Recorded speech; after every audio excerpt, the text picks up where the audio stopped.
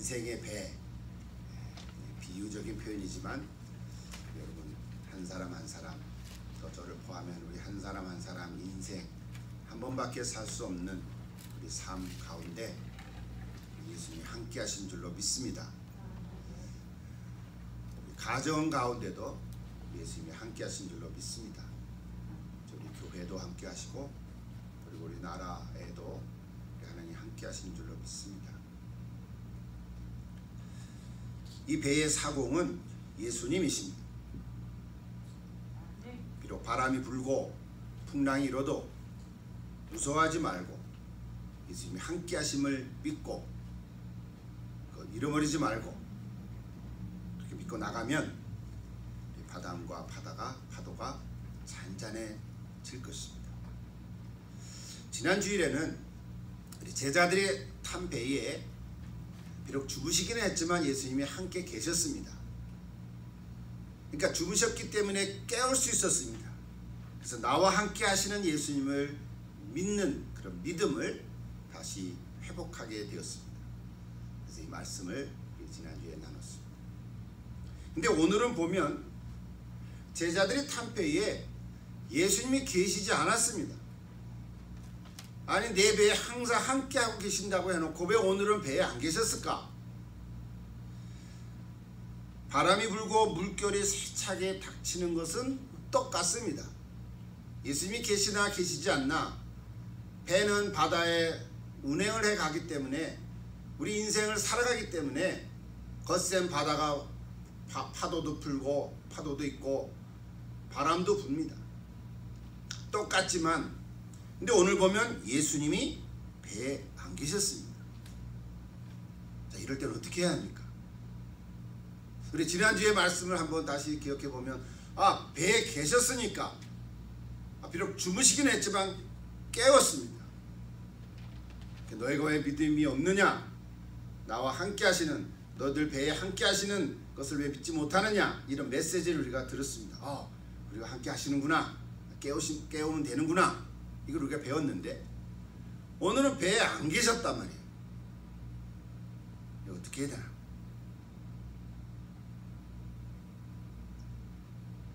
예수님께서 먼저 제자들을 보고 떠나라고 하시고는 지금 어디에 계시는지 알 수가 없습니다. 아니 우리는 알고 있죠. 저 어디 계셨어요? 기도하러 산에 올라가셨잖아요. 근데 그거 전까지만 알게 된다면 제자들이 지금 아직 모르고 있잖아요. 너희들 먼저 가라. 그리고 재촉하면서 보내셨잖아요. 그러고는 새벽에 갑자기 나타나셨단 말이에요. 우리가 이것을 성경을 통해서 알았기 때문에 그런 거구나 이렇게 했지만 몰랐다고 생각을 하고 가정을 하고 한번 상상을 해보십시오. 그때 장면을 여러분 한번 이렇게 좀 떠올려 보십시오. 우리 성경 다 읽었으니까 해 저물기 전 그랬어요. 해 저물기 전. 예수님께서 제자들로 하여금 재촉하시면서 배를 타고 건너편으로 가라고 했습니다. 빨리 가라고. 그리고 예수님이 친히 무리들을 이렇게 집으로 보내셨습니다. 여기 무리들이란 오늘 본문에서 읽지 않았지만 그 앞에 본문을 보면 여자와 어린이를 제외한 남자만 5,000명이었다. 무슨 얘기인지 벌써 아시죠? 오병이어의 기적적인 사건이 기록된 그 이야기입니다. 그러고 나서 곧바로 그날 저녁이었어요. 이게 무리들이란 5,000명이니까 적어도 10,000명 정도는 되지 않았겠습니까? 예수님의 소문을 듣고 많은 사람이 몰려들었습니다.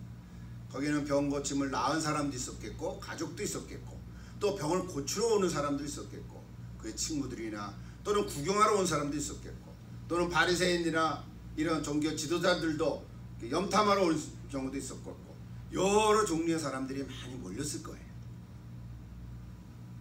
그런데 저녁 먹을 때가 돼서 예수님께서 제자에게 너희들이 먹을 것을 주라. 제자들이 뭐라 그랬습니까? 이 많은 사람이 어떻게 먹을 것을 우리가 주냐. 그냥 집으로 가라 그러라. 예수님께서 제자들을 시험케 하는 마음이 있어서 여러분 오병이어 기적은 사복음서에 다 나오는 그런 이야기거든요. 빌립을 통해서 안드레를 통해서 그래서 어린아이가 갖고 있는 보리떡 5개, 물고기 2마리로 5,000명이 넘고도 12간지가 남았다. 뭐 그 이야기. 정말 전무후무한 사건이죠. 여러분 한번 생각해 보십시오. 얼마나 굉장했을 거예요. 요즘 같았으면 아마 이게 스마트폰으로 사진을 찍고 동영상을 찍고, 그렇죠? 즉시 전 세계 SNS로 다 보냈을지도 몰라요. 기자들이 와서 아마 난리가 났을 거예요. 12제자 다 있었고. 근데 오늘 본문뿐만 아니라 마태복음, 마가복음, 누가복음, 요한복음에 다 나옵니다. 여러분 제자들의 마음이 얼마나 들떠 있었을까? 흥분되지 않았겠어요? 제가 왜 이 얘기를 좀 하냐면 오늘 본문을 좀 이해하기 위해서 흥분됐을 거 아니겠어요? 아마 정신을 잘 못 차렸을 거예요. 아마 자기네들끼리 야 이제 됐다. 이제 됐다. 예수님 정말 하나님의 아들이신 거 맞는 것 같아. 메시아가 오신 거야. 우리가 잘 따라온 거야. 이제 우리 고생 끝났어. 새로운 시대가 열린 거야. 정말 메시아 시대가 열린 거야. 우리 유대가 이제 로마에서 해방될 거야. 너무 좋다. 아마 그랬지 않았겠어요? 저 어깨도 으쓱했을 수도 있어. 근데 바로 그때 예수님께서는 제자들을 빨리 배를 타고 건너편으로 가라고. 무리들은 내가 보낼 테니까 걱정하지 말고 가라고. 아마 제자들이 아닙니다 주님, 저희들이 보내야죠. 저희들이 할 수 있습니다. 저희들이 50명 100명씩 그룹으로 나눠서 하는 것처럼 우리가 그렇게 해서 보낼게요. 예수님 좀 쉬세요. 성경에는 안 나오지만 충분히 그러지 않았겠어요. 예수님은 그들을 단호하게 빨리 보내서, 우리 22절 보니까 즉시 그래요. 즉시, immediately, 즉시 그랬어요. 즉시 재촉하사 배를 타고 건너편으로 떠미로 보낸 것이죠. 시점으로는 날이 봄날이었다고 봐요. 아직 어둡기 전이었어요. 큰 빈 들이었어요. 몇천 명이 앉을 수 있는 큰 빈 들에, 그리고 배 항구에 가까운 그 지역에 우리를 다 보내신 다음에 예수님이 기도하러 산에 올라가셨어요. 제자들이 그건 몰랐을 거예요. 그럼 뭐라고 기도하셨을까? 성경에는 없지만 생각을 해보는 거예요. 예수님이 그 놀라운 기적을 행하시고 나서는 기도하러 가셨어요. 뭐라고 하셨을 것 같아요? 하나님을 아버지 이랬죠. 예수님 항상 아버지. 제가 오늘 이 놀라운 기적을 저 무리들에게 행해 보였습니다. 근데 이것이 자체가 목적은 아니었는데,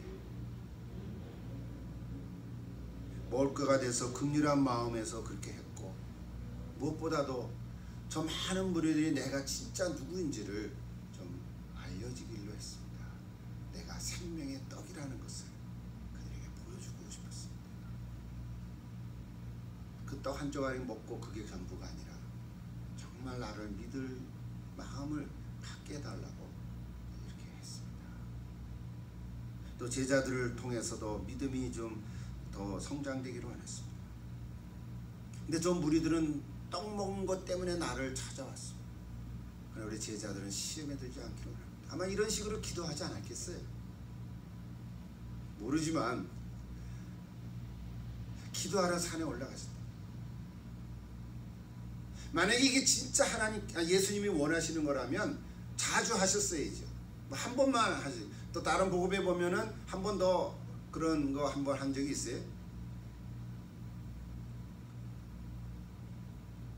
목적은 이게 아니었잖아요. 근데 제자들은 너무 들떠서 흥분하지 않았겠어요.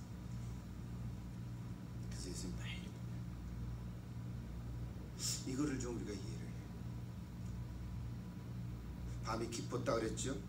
근데 제자들이 아직 갈릴리 호수에 있다 그랬어요. 우리 성경에 나오는 사경은 요즘 말로 하면 새벽 3시에서 6시 사이에요. 1경, 2경, 3경, 4경. 그러니까 해 뜰 때까지가 3시간씩 나눠지거든요. 그러니까 새벽 3시에서 6시 사이. 그러니까 동트기 전. 깜깜하죠. 근데 한번 생각해보면 좀 이상하지 않습니까? 아직 건너편에 도착하지 못했다는 거예요. 지금 저물 때쯤에서 배를 타고 노저워서 떠나갔는데 지금 대충 보면은 한 7, 8시경 떠났다고 보면 새벽 서너 시쯤 되면 7시간, 한 8시간 노를 저었잖아요. 근데 아직도 건너편에 도착하지 못했던 거예요. 무슨 일이 일어난 걸까? 아직도 바다 가운데 있는 거예요. 오늘 성경에 보면 그렇게 돼 있다. 그렇게 돼 있단 말이에요. 물론 목적지에 대해서 오늘 본문은 분명한 지명이 안 나와요. 바다 건너편. 근데 마가복음 6장 45절에 보면 그 건너편을 벳세다라고 돼 있어요. 벳세다로 건너가라고. 벳세다는 베드로 고향이거든요. 고향이니까 얼마나 그 지역을 잘 알겠어요. 또 요한복음 6장 17절에 보면 가버나움으로 나와요. 가버나움으로 가라 그랬어요. 그러니까 사복음서를 다 보면 목적지가 두 개예요. 하나는 벳세다고 하나는 가버나움이에요. 그래서 이것 때문에 학자들이 어느 게 맞다 아직도 결정은 없어요. 몰라요.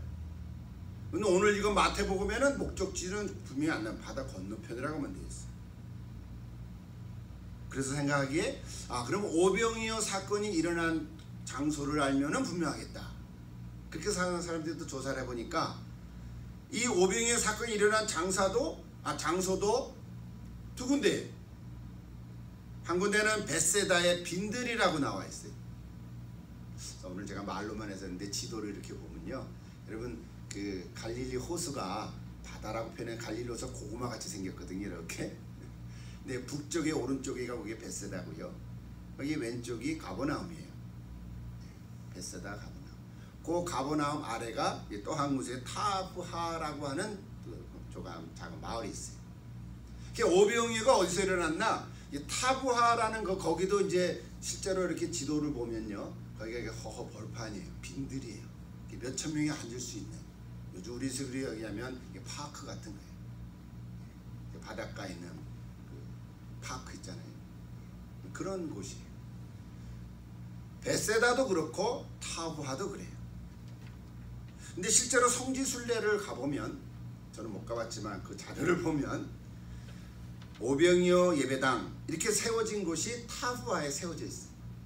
실제로 성지순례 가는 사람들은 여기가 오병이어에 일어난 기적이 일어난 곳입니다 하고 타브하만 구경을 많이 해요. 왜? 그 예배당이 세워졌으니까. 그러고 나서는 타브하가 그 가버나움 이쪽에 있거든요. 우리 이렇게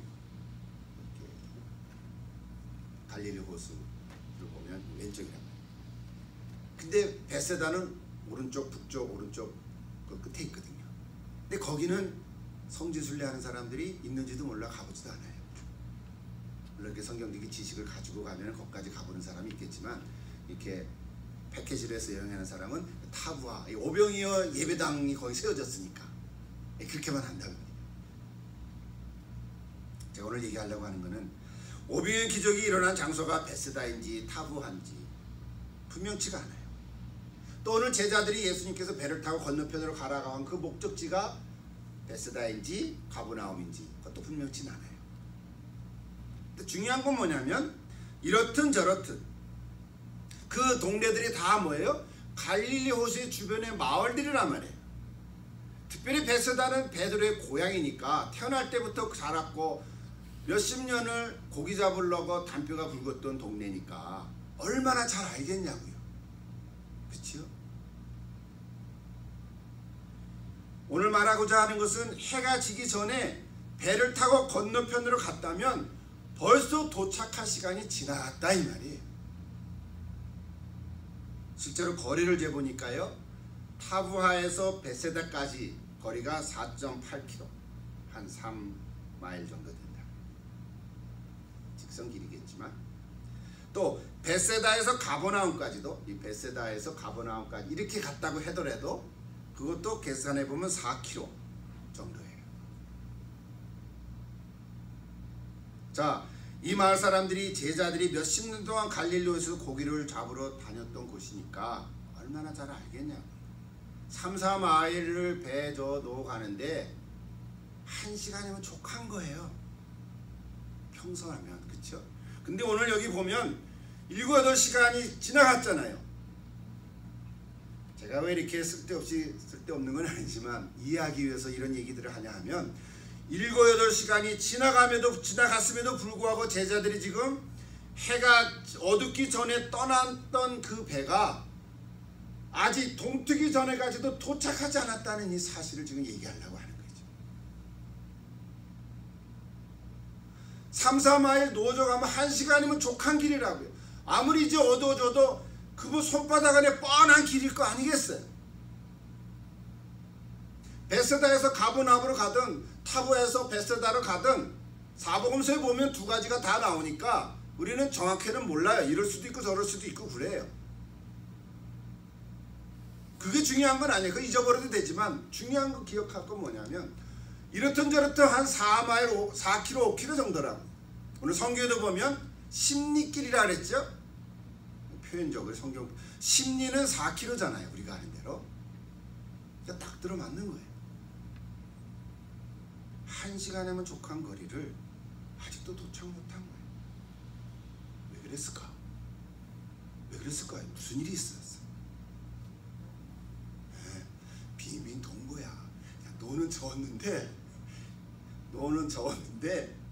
이 너가 배가 앞으로 안 간 거야. 뭔가 이렇게 돈 거야. 이리 갔다 또 저리 갔다. 그 갈릴리 호수 그 북쪽에 있는 호수를 빙빙 돌아간 거야. 왜 돌아갔을까요? 지금 이 제자들이요. 생각이 어디 있어요 지금? 아까 오늘 오후에 예수님께서 오병이어의 놀라운 기적을 행했던 그것을 기억하고 있는 거죠. 그 생각에 지금 빠져 있었던 거죠. 정신이 없는 거예요. 맥없이 그냥 노는 젓고 있지만 목적의식이 없었던 거예요. 왜? 내가 정신 나간 처럼 낮에 일어났던 그 놀라운 기적을 지금 눈에 선한 거 아니겠어요? 이런 베드로만 그런 게 아니겠어. 모든 제자들이 다 그랬을 거예요. 다 취해 있는 거예요. 사실 취해 있다 이게 말이 많지.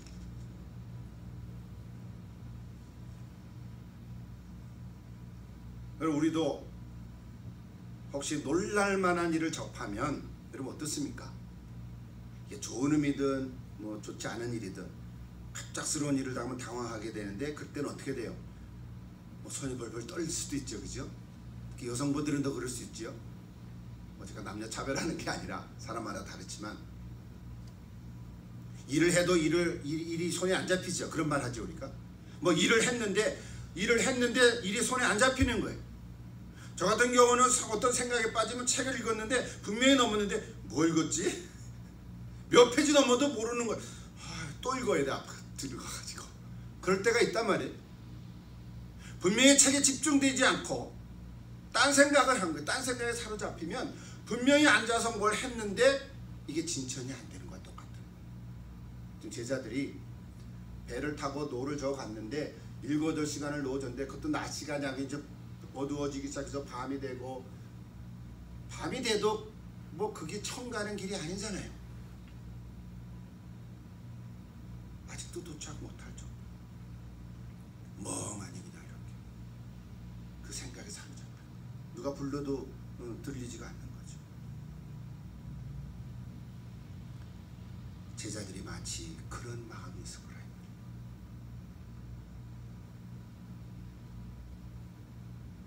얘기 안 하려고 하는데 한마디. 지난 주간에 미국 대통령 취임식을 보면서 너무 어이가 없었어요. 좀 힘이 좀 빠지기도 하고, 그렇죠? 그래서 이런 뉴스를 또 이렇게 돌려보면서 이럴 수는 없지 않은가? 뭐 이런 화도 나고 분하기도 하고 억울하기도 하고 막 그랬어요. 막 복잡한 감정에 저도 막 이렇게 뭐 손에 일이 안 잡혔어요. 그동안 부정에 대한 많은 전문가들이 자세하게 연구하고, 그죠? 여러분들 보셨습니까? 몇 페이지 되는 쭉 그 자료들이 다 떴어요. 얼마나 자세하게 떴는지 몰라요. 6개 주에 아주 정확하게 몇 표까지 이거는 어떻게 해서 잘못됐고 이거는 뭐 때문에 이게 엉터리가 됐고 정확하게 다 떴어요. 그걸 본 사람은 인정하지 않을 수가 없어요. 이렇게 많은 증거들이 있는데 법적으로, 그렇죠? 대법원이나 의회나 이런 사람들이 그냥 넘어가고. 그래서 우리는 취임한 대통령을 미국의 대통령으로 인정할 수가 없다. 많은 사람들이 그런 생각을 하고 있죠. 다 표현을 안 하죠. 저도 사실은 이렇게 표현을 하는 거지만 우리 다 같이 의미가 있습니다. 7,500만 명이 이렇게 투표를 했다 그러는데 다 더하면 한 1,000만 명이 더 플러스 돼서 한 8,500만 명이라고 지금 얘기를 해요. 뭐 이미 지금 분위기가 바뀌니까 한 1억 명 정도는 된다고 생각을 한다 그러더라고요.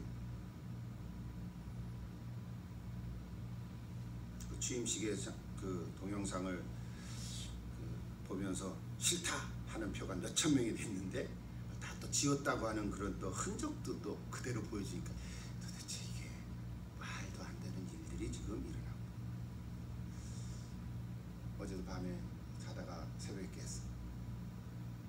깨면서 이렇게 막 좀 꿈속에 혼미한 게 있어서 이런 기도하면서 뭐 글을 좀 써놨어. 거짓은 무너진 정직한 것이 드러날 줄로 믿습니다. 그 글을 제가 다 소개할 수는 없지만요.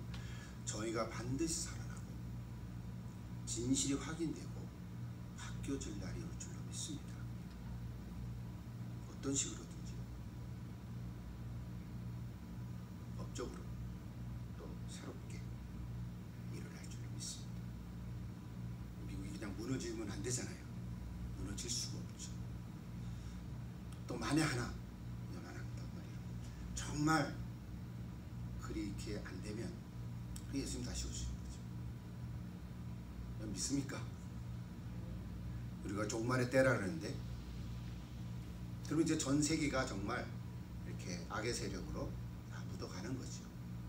그렇게 갈 수밖에 없어. 그럼 어떻게 돼요? 이제 정말 계시록에서 나오는 주님이 오실 때가 진짜 된 거예요. 얼마 안 남은 거죠. 우리가 늘 곧 오신다 그랬는데 2000년이 됐지만 그럴 때가 오지 않았나 하는 생각도 있어요.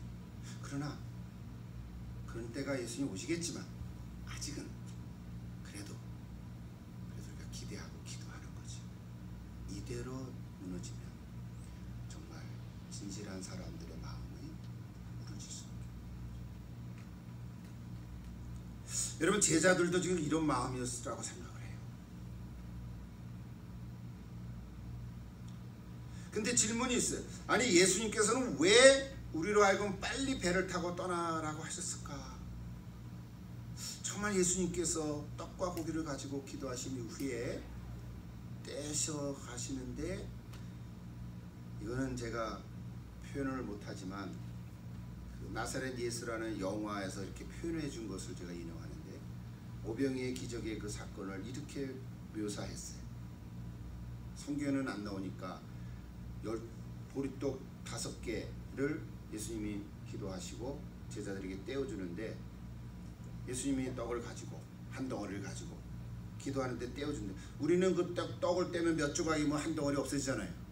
근데 떼는데 또 계속 나오는 거야. 떡 한 덩어리를 예수님이 기도하시고 떡을 제자들에게 나눠주는데 계속 떡이 나오는 거야. 물론 영화 한 장면을 어떻게 표현할 수가 없으니까 그 감독이 그렇게 연출을 했겠지만 저는 it's good, reasonable. 또 계속 여러분 제자들이 그 광경을 보았을 거 아니겠어요? 마치 어린아이들은요, 우리 아주 정말 갓난 아이들은 우리 이 아직 분별하지 못하는 아이들은 엄마가 맛있는 거를 준비해서 이거 줄게 하면 또 줘 그러면 없어 그래 또 줘 그러면 또 주고 또 엄마는 여기 다 있는 거 알죠, 그치? 근데 애들 입장에서 보면 우와 또 나오네 그럴 거 아니겠어요? 애들의 그 세계에서 볼 때 제자들이 그 광경을 보고 말이지. 야 안드레 너도 봤지? 요한 야고보 너도 봤지? 여러분 지금 배에 들어가면서 그런 이야기, 그런 생각으로 가득 차지 않았겠느냐 이 말이에요. 제가 지금 얘기하는 거예요. 이 성경에 우리에게 주는 성경은 요거 뭐 한 몇 절 안 되니까. 아, 얼마나 신기했을 것 같아요. 이게 그냥 예수님 가라 그러시니까 가자 열심히 노져서 그냥 도착하고 그러지 않았으면 못했다는 거죠. 그렇죠? 그렇죠. 근데 나는 저물고 주변이 깜깜해졌어요. 갑자기 어디선가 바람이 불기 시작하고 파도가 일기 시작했습니다. 정신을 차리시고 깜짝 놀라지 않았겠어요? 노를 저었는데 방향감을 잃었어요. 어디로 가는지 모르겠어요. 처음에는 잘 알았는데 갑자기 보니까 어디로 가는 거지. 여러분도 혹시 운전하시다가 어떤 생각에 사로잡히면, 그렇죠? 좋은 생각이든 좀 나쁜 생각이든 뭔가가 갑작스러운 어떤 충격적인, 근데 운전을 해야 되는데 근데 거기에 사로잡히면 어떻게 돼요? 가끔 가는데 분명히 앞에 신호등에 빨간불이 있는데 안 보이는 거지, 그죠? 안 보이는 거야. 근데 그냥 가다가 옆에 사람이 빵 거리는 사이에 깜짝 놀라지 않았어요? 그 브레이크 꽝 밟고 다행히 사고는 안 났으니 얼마나 감사해요. 그런 적 있지요? 네. 우리가 좀 노를 져서 배 타는 건 아니지만 우리의 삶 속에서 보면 그런 적이 있다면 운전하다가 어떤 생각에 사로잡히는 거예요. 그래서 조심하는 거죠. 그래서 어떤 쇼킹이나 스트레스를 받으면 운전하는 거 좀 쉬었다가 해요. 지금 이게 제자들이 그런 방향 감각이 그랬어요. 요한복음 6장 19절에 보면 10여리를 갔다 그랬거든요. 아까 전에 다 얘기했죠. 4km. 거의 다 목적지 온 것 같은데 풍랑이 심해서 보이지를 않는 거예요. 잠잠했던 바다가 갑자기 폭풍이 불어서 성난 폭풍으로 변했어요. 노를 젓는 것도 힘들어졌어요. 죽을 것만 같아요. 아마 제자들이 이런 생각을 했을 거예요. 예수님이 배에 함께 계시면 좋았는데 그럼 깨울 수도 있었는데. 그렇죠? 우리 그 시점으로 보면 지난주 얘기했던 것이 그 전에 있었던 거예요. 경험이 있어요. 근데 지금 예수님이 안 계시잖아요. 지난번엔 계셔서 깨웠는데 지금 안 계신 거예요. 아마 누군가 이렇게 말했을 수도 모르죠. 예수님 같이 모시고 왔어야 돼. 그러니까 기다렸어야 되는데. 아마 이렇게 후회하는 사람도 있었을 거예요. 예수님 먼저 우리 보러 가라 그러지 않냐고.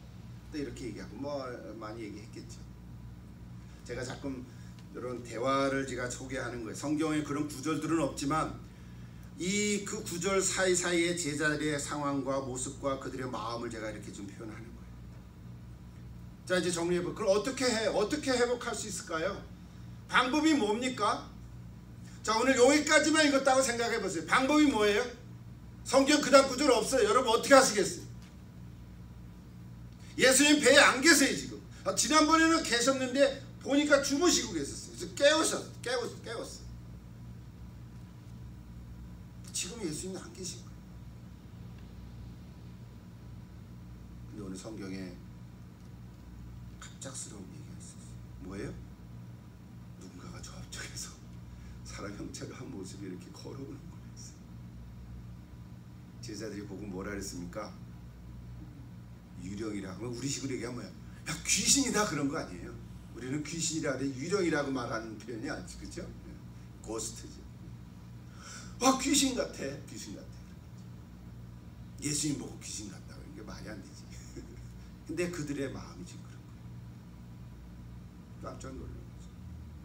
이때 예수님이 뭐라 하셨어요? 성경 보면 즉시 그랬어요. 즉시. 저는 이 말이 너무 은혜가 된 거예요. 유령이다 할 때 예수님이 즉시 안심하라. 나니 두려움하지 말라. 안심하라. 나니 두려워하지 말라. 우리 한번 따라해 보십시오. 안심하라. 나니 두려워하지 말라. 네. 이거 여러분 삶 속에 한번 체험이 돼야 돼요. 안심하라. 나니 두려워하지 말라. 전에는 배에 계셨기 때문에 깨워서 함께 하셨는데 지금은 배에 안 계셨는데 갑자기 어디서 나타나신 거예요. 그렇죠? 갑자기 어디서 나타나신 거잖아요. 이것도 참 은혜가 있어요. 저는 이거 구절을 읽으면서 27절이죠. 수십 번 읽었지만 예수님이 너무나 제자들을 사랑하시고 제자들의 그 마음을 너무 잘 하신 거야. 지금 이 순간에 필요한 게 뭔지를 정확하게 하신 거야. 야단치는 게 아니야.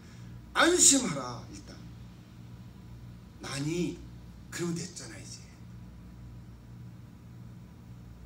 여러분, 어린아이들이 폭풍과 치고 바다가 바람이 불고 폭풍 치고 막 유리창에 빗바람이 팍 치고 막 천둥 치고 번개가 번쩍번쩍할 때 애들이 어떻습니까?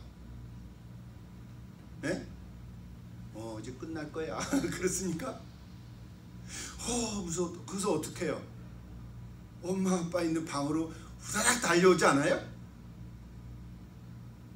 그러면 부모가 뭐라 그래요? 야, 이놈 식들아 네 방에 가. 그러나요? 이리 와. 엄마야, 엄마.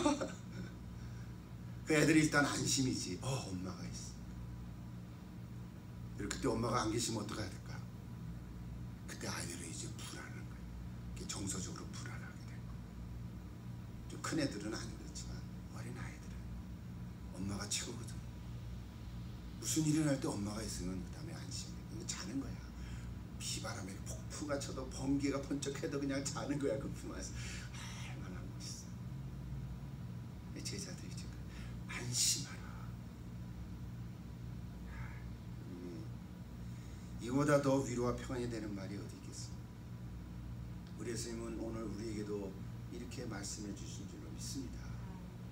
안심하라. 특히 특별한 위기의 순간에 그렇죠. 아주 급박한 상황 속에, 급박한 상황 속에 우리가 기도 어떡합니까? 주님! 그러지요. 그죠? 예수, 하나님, 천지를 하나님 사랑이만. 그런 얘기 없어. 주님, 이거 큰일 났습니다. 그래. 올해는 눈이 안 와서 다행이긴 한데, 몇 년 전에 눈이 너무 왔을 때, 제 아내가 저기 애들 가르치고 그 텐트 높은 언덕에서 내려올 때 차가 진짜 미끄러워. 와, 컨트리, 아웃 오브 컨트리. 저 없었죠, 혼자. 그때 기도가 뭐예요? 뭐 있겠어요?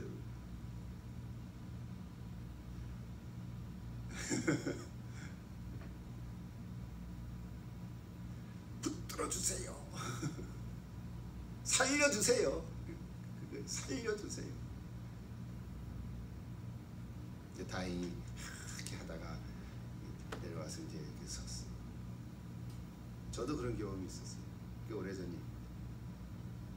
크리스마스 때 그 11월스 있죠. 독일 마을 있잖아요. 거기 갔다가 올 때 90번 하루에 내려오잖아요. 그럼 거기 오는 그 길목 사이에 또 꽤 내리막길이 많거든요. 또 우리가 그 내리막길. 거기 기후가 안 좋죠. 진짜 이게 막 미끄러지는 거야. 그럼 난 떨어지잖아요.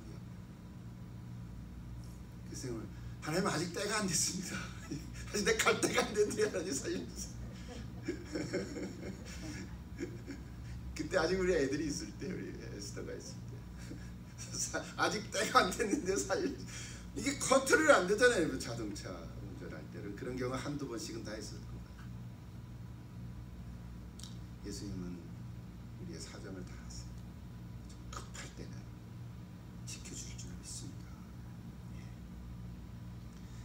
이 말씀을 새기십시오. 안심하라. 네. 두려워하지 말라. 여러분, 오늘 이 말씀 같이 줍니까? 그때 베드로가 외쳤어요. 마지막 하나만 더 우리가 하겠습니다. 오늘 베드로 얘기니까 베드로가 뭐라 그랬어요? 엉뚱하게. 이렇게 오늘 본문 끝났어도 되는데 다른 복음서에는 이런 얘기가 없어요. 이제 베드로 얘기는 이게 마태복음 나오는데, 주여 만일 주님이시거든 나를 명하사 무리로 오게 하소서 그랬어요. 이것도 참 기발해요. 아주 기발한, 도대체 말도 되지 않은 요청 아닙니까? 무리로 걸어오라고. 미쳤냐? 제정신이야? 예수님께서는 그 베드로의 요청을 받으셔서 가지고 우리 식으로 한술 더 뜨시고 오라 그러고 그럼 와보라. 또 베드로가 오늘 성경에 보면 배에서 내려서 무리를 걸어갔다 그랬어요. 여러분 이거 믿습니까? 저는 이거 믿어요. 믿겨져요. 오늘 이따가 부르려고 하는 그 찬양 가사예요. 뭐가 돼 있냐면 바다가 반석이 됐다는 그런 가사가 돼 있어요. 아, 바다가 반석이 되니까 걸어갈 수 있잖아요. 우리도 그런 경험이 있어요. 겨울이 되면 물이 어떻게 됩니까? 호수가 꽁꽁 얼죠. 그 얼음이 되잖아요. 그 얼음 위를 걸어갈 수 있어요, 없어요? 있지요. 하나님이 하시려고만 하면, 그치요? 하실 수 있는 거죠. 이제 웃기는 얘기지만 물에 안 빠지는 방법. 왼발이 들어가기 전에 오른발을 올려놓고 오른발이 내려가기 전에 왼발을 또 올려놓고 그러면 안 빠지지. 에이, 우리는 그렇게 못해. 근데 우리는 그렇게 못하잖아요. 이렇게, 그죠? 근데 이게 빨리 되면 되는 거잖아요. 원리상으로, 이론상으로는. 근데 우리가 이게 못하는 거야. 무게가 있고. 네. 어쨌든 근데요, 제가 오늘 얘기하는 예수님은 그 베드로의 요청을 터무니없다고, 터무니없는 줄만 나무라지 않으셨어요. 우습다고 조롱하지도 않았어요. 여러분, 예수님께 한번 질문해 보십시오. 기도해 보세요. 아, 이 얘기 하려면 길어져. 저도 옛날에 그런 적이 있어요. 중학교 3학년 때 말도 안 되는 거를 기도해서 통기부술 했는데 다 가위로 잘라가지고 떼버린 적이 있거든요. 지금도 그 흔적이 있어. 무릎 사이에 너무 뼈가 탁 튀어나와요. 베드로는 최초로 물리로 걸어간 사나이가 됐습니다. 그래서 우리 베드로의 성격을 좀 볼 수 있죠. 생각보다는 말이 앞서 보여. 우리 보통 말보다 생각을 하라고 우리가 그렇게 배우는데 베드로는 말이 먼저 앞서고 말보다 행동이 먼저 앞서는 사람이야. 그러니까 실수도 많고 그래요. 근데 또 적극적이기도 하죠. 불같지요. 하나님께서는 그런 베드로의 성격을 바꿔서 요한처럼 만들어 주시지는 않고 베드로, 너는 베드로처럼 사용하신 거죠. 오늘 저희들도 마찬가지라고 봐요. 우리가 다 부족하고 다 괴팍하고, 그렇죠? 고집도 세고 다 이기적이고 양치 같고 우리가 다 그렇지만 예수님 우리를 부르셔서 어떻게 해요? 제자를 부르셔서 모난도 이렇게 예쁘게 만든 것처럼 만들어 가세요. 그러면 내 기질이 있다. 나중에 우리 베드로 이제 좀 나중에 가보십시다. 부활한 이후에 사도행전에 나타난 베드로의 모습은 전혀 딴판이잖아요. 예. 왜 거기까지 가버리는 거죠? 오늘 저희들도 가봐야죠. 지금은 무리로 걸어오게 해주세요. 말도 안 되는 요청을 한 것 같지만 예수님 그거를 나무라지 않고 걸어오라고. 얼마나 걸었을까? 그것도 성경에 나오면 한 30초는 걸었다 이런 적었는데 몰라. 몇 걸음 걸어갔겠죠. 오늘 성경에 보면 우리에게 주는 교훈이 뭡니까? 교훈은 뭡니까? 예수님 바라보고 갈 때는 걸어갔는데 그 다음에 아직 바람이 잔잔해지지 않았으니까 막 파도가 치고 바람이 쉥 부니까 바람을 보는 순간에 어떻게 됐어요? 두려움이 생기고 의심이 생겨서 빠지기 시작했단 말이에요. 그게 우리에게 주시는 교훈이지 사실. 비유리 얘기하면 뭡니까? 바람은 우리 주변에 일어나는 어떤 사건들이죠. 그죠? 내 인생의 어려움, 고난, 고통 뭐 이런 것들이죠. 우리 미국이라는 나라를 봐도 마찬가지죠. 도대체 말도 안 되는 이런 거짓과 이런 비리와 정말 말로 표현할 수 없는 더럽고 추한 그 냄새나는, 지금도 그 아내가 친구의 아내인데 친구의 아내를 얻기 위해서 친구를 교통사고로 죽게 한 이런 게 다 드러났잖아요. 지금 비밀스러운 이야기들이.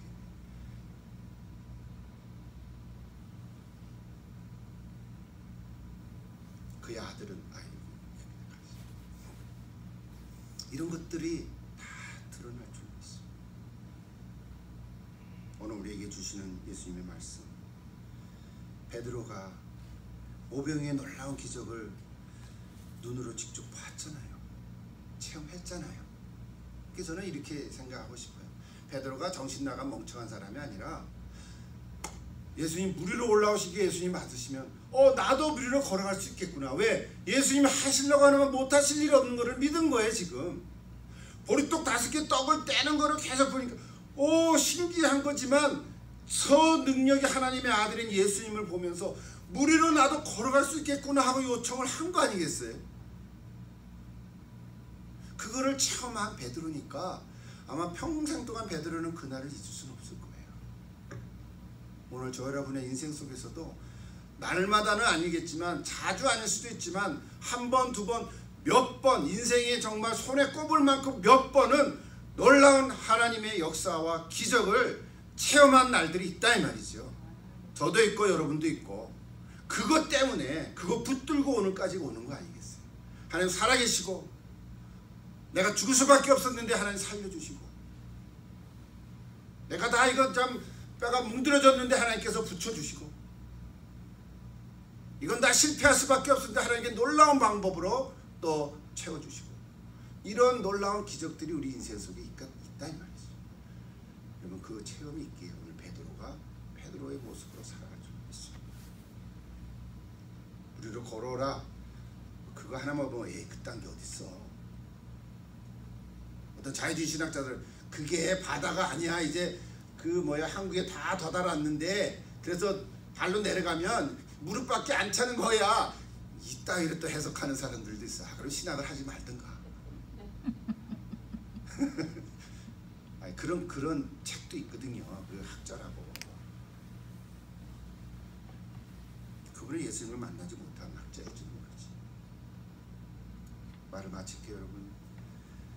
여기서 우리 반드시 기억해야 할 말씀, 바람을 보면 안 돼. 계속해서 예수님만 바라보면 우리가 기적을 경험할 줄로 믿습니다. 근데 우리 인생이 그렇지 못하고, 내 믿음이 그렇지 못하고, 그래서 바람도 보게 돼요. 이게 자연스러운 거예요. 그러니까 바람을 보다가 또 넘어지면 다시 예수님을 바라보는 거예요. 히브리서 12장 1절 2절 보면 뭐예요? 우리를 온전케 하시는, 믿음의 주여 온전케 하시는 예수를 바라보자. 아멘. 예수를 바라보자. 이것이 오늘 우리에게 주시는 메시지. 바람을 보지 말고 예수님 바라보고, 주변 환경과 상황을 바라보지 말고 예수님만 바라보고, 주변을 보면 의심되고 무서움에 빠질 수밖에 없지만, 그러면 또 건져주셔서 소리를 지르면 예수님 건져주시겠지만, 마지막 31절에 보면 예수님 믿음이 작은 자야 왜 의심하였느냐. 마지막으로 오늘 말씀을 통해서 우리에게 준 메시지가 있는데 32절인데요. 배에 함께 오름에 바람이 그치는지라. 이 결론. 예수님 배에 함께 오셨어요. 결국 배에 함께 오셨어요. 저는 이것도 묵상해봤어요. 예수님이 멀리서도 바람을 잔잔케 하시려고만 하면 하실 수 있죠, 그죠? 산에서 기도하면서 보니까 얘네들이 지금 바람이 불어서 요즘 고난을 속에 있어요. 그럼 예수님이 바람아 잔잔하라 하면 잔잔해질까요, 안 질까요? 저는 잔잔해질 수 있다고 믿습니다. 근데 산에서 그냥 혼자 잔잔하라 그렇게 하지 않으시고 굳이 물 위로 걸어 올라오셨어요. 그리고 바람을 잔잔케 하지 않았었어요. 아직. 언제 바람이 잔잔해졌나요? 배에 오름에. 먼저 바람을 잔잔케 하시고 나서 배에 오르신 게 아니라 배에 오름에 바다가 잔잔해졌더라. 그렇게 됐어요. 성경. 이거 다 한 절 한 절, 몇 절 안 되지만 한 절 한 절 깊이 묵상해 보니까 그 한 절 한 절이 얼마나 은혜가 되는지 몰라요. 베드로의 걸어오게 해달라고 하는 것도 의미가 있고, 이게 마지막에 배에 오름에 잔잔해졌다 하는 것도 의미가 있고, 잔잔해진 다음에 베드로가 걸어올라 그러면 잔잔해졌으니까 걸어가는 것보다는 그거 더 쉬웠을 거 아니겠어요? 바람이 부는데 걸어오라고 했으니까. 예수님께서 굳이 무리로 걸어가셨을까? 왜 굳이 걸어오셨을까? 제자들에게 깨닫게 해주시는 거 아니겠어요? 내가 너와 너희와 함께한다. 마지막으로 제가 이 결 설교는 예수님이 함께 하신다. 배에 함께 하신다는데 지금 배에 안 계셨거든요. 이거는 지금 요때까지는 해석이 안 돼요. 나중에 어떻게 해석이 될까요? 성령님께서 우리와 함께 하시는 모습으로 함께 하시는 거예요. 아멘. 지금 오늘 우리와 저와 여러분들은 지금 육체적으로 예수님이 배에 함께 하시는 거가 아니고 지금은 예수님이 부활 승천하셔서 하나님 보좌에 계시는데, 여러분 마지막 마태복음 28장 20절에 보면 여러분 잘 아는 거 뭐예요? 볼지어다 내가 세상 끝날까지 너희와 항상 함께 하시리라. 아멘. 자, 볼지어다 내가 세상 끝날까지 너희와 항상 함께 하시리라. 그 함께 하시리라고 말씀하셨던 그 예수님은 부활하신 몸이시잖아요. 근데 어떻게 함께 하시냐고요? 어떻게 내 인생의 배에 함께 하시냐고요? 어떻게 육체의 모습으로 함께 하시냐고요? 우리 지난번까지는 배에 함께 계셨어요. 근데 오늘은 배에 안 계셨어요. 그래도 우리와 함께 하시는 줄로 믿습니다.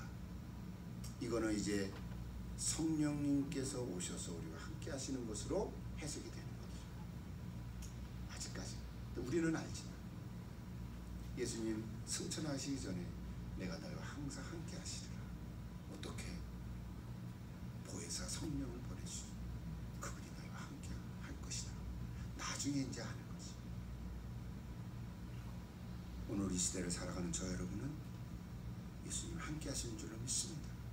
그 예수님 성령의 모습인데 아예 심령 속에 계시는데 우리는 이 고백을 하는 거죠. 오늘은 성경 본문을 통해서 베드로의 그 인생을 통해서 우리에게 주시는 영적 교훈과 메시지지만 오늘 우리에게는 이런 체험이 있습니다. 예수님이 나를 오라고 부르시니까 배에서 나와 무리를 걸어갔던 베드로. 예수님께서 나를 보고 계시기에 무리를 걸어갈 수가 있었습니다. 나를 보고 계시기에 걸어갈 수가 있었어요. 그 예수님 보고 계시고 내가 예수님 볼 때는 걸어갈 수가 있었어요. 예수님께서 여기에 계시기에 거친 바다가 반석이 되고, 이 말이 나는 좋아요. 이따 부를 찬양의 가사. 반석이 되고 의심하지 않고 무리를 반석같이 걸는 거예요. 사랑하는 여러분, 오늘 주님께서 내게 오라고 부르시고 나를 보고 계시고 함께 하시는 줄로 믿습니다. 바람을 보지 말고 예수님만 바라보고 또 한 주간 힘차게 나아갈 수 있기를 기도합니다. 기도하겠습니다. 사랑하는 아버지 하나님, 자, 우리 베드로의 이야기를 통해서 성경의 말씀을 통해서 우리 영적인 교훈과 메시지를 듣습니다. 물론 그 구절 사이사이에 있는 그들의 마음, 심령, 또 뭐 없는 것 같은 말들을 통해서 자, 오늘 우리의 마음을 이렇게 살펴보았습니다. 아버지 하나님, 우리가 다 부족하고 연약하지만 어떨 땐 믿음이 있고 어떨 땐 믿음이 또 약해지기도 하지만 하나 분명한 것은 내 인생의 주변에 일어나는 상황과 처지와 어려운 일, 이 바람을 보지 않도록 도와주시고 정말 주님만 바라보고 나아갈 수 있도록 우리에게 믿음을 허락해 주시기를 간절히 기도합니다. 나와 함께 하시는 예수님, 이제는 성령의 모습으로 나와 함께 하시는 그 예수님을 바라보며 힘차게 나아가는 저희들 다 되도록 축복하여 주시옵소서. 예수님의 이름으로 기도드립니다. 아멘.